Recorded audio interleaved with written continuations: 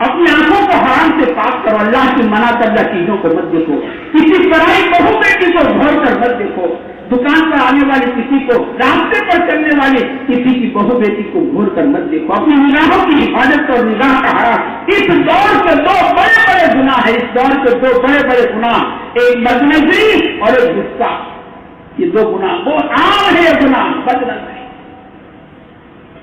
جو بدنظری آدمی کے دین کو کھوکھلا کر دیتی ہے، ظاہر میں دیندار آدمی ہے، لمبا کرتا ہے، اونچی ٹوپی ہے، ہاتھ میں تسبیح ہے، اس کا دل کھوکھلا ہے، اس کا دل کھوکھلا ہے، اس کا ایمان کھوکھلا ہے۔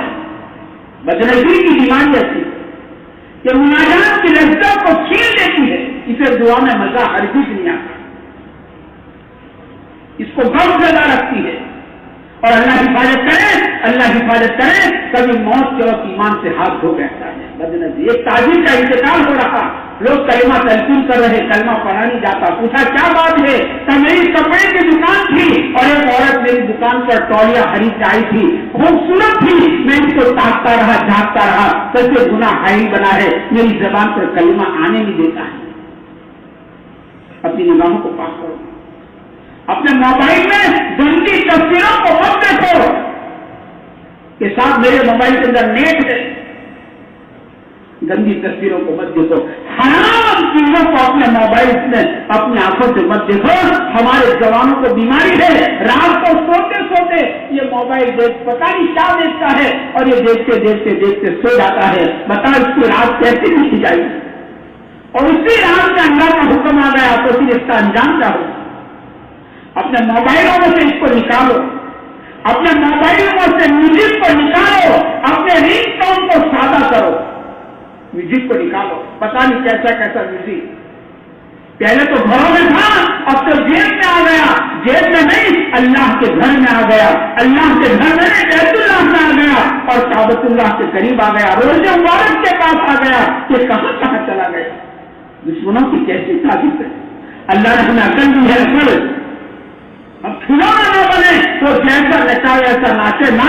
اللہ کے نبی فرماتے ہیں تو میں ان بازوں کو، گانے اور بازوں کو مٹانے کے واسطے آیا ہوں۔ اللہ کے نبی فرماتے میں گانے اور بازوں کو مٹانے کے واسطے آیا ہوں۔ کیا خیال ہے جس گانے اور بازی کو اللہ کے نبی مٹانے آئے تھے، وہ گانے اور بازے ہمارے جیب میں، ہمارے گھروں میں، اللہ کے گھر میں، بیت اللہ میں؟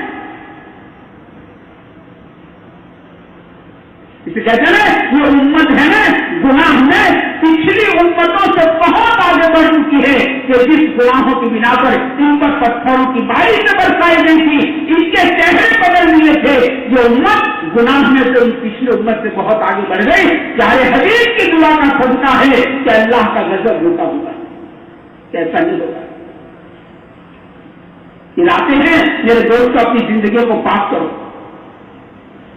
حرام سے اپنی نگاہوں کو پاک کرو، اپنے موبائلوں کو سنگیت سے، میرے دوستوں اپنے موبائلوں میں قرآن کی آیت کو رنگ ٹون کی جگہ پر اللہ کے واسطے مت استعمال کرو۔ اللہ نے قرآن اس لیے نہیں اتارا ہے کہ تم رنگ ٹون کی جگہ پر قرآن کی آیت کو استعمال کرتے ہو، کہ قرآن اس لیے نہیں اترا ہے۔ اور پھر آدمی اچھا سمجھتا ہے دیکھو ایمان حرم کی کرایت ہے، مت کرو مت کرو۔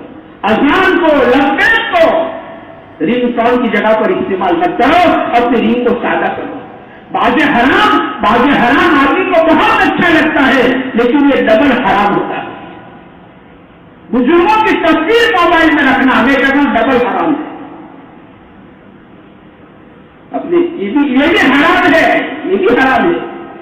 موبائلوں کے اندر میوزک اور رنگ ٹون، میرے دوستوں پتہ نہیں کیسی کیسی، اس سے یہ آدمی خود بھی گنہگار ہے اور دوسروں کو بھی گنہگار کرتا ہے، یہ اللہ کے گھر کو بھی نہیں چھوڑتا ہے۔ اللہ کے واسطے میرے دوستوں، اللہ کے واسطے حالات نے ہمیں بہت کچھ سکھایا ہے، ہم سبق لیں، ہم اپنی عبرت کی آنکھیں کھول کر میرے دوستوں، ہم حالات کے تذکرے تو بہت کرتے ہیں، ہم اپنے اعمال کے تذکرے نہیں کرتے ہیں۔ حرام سے زندگی پاک کرو،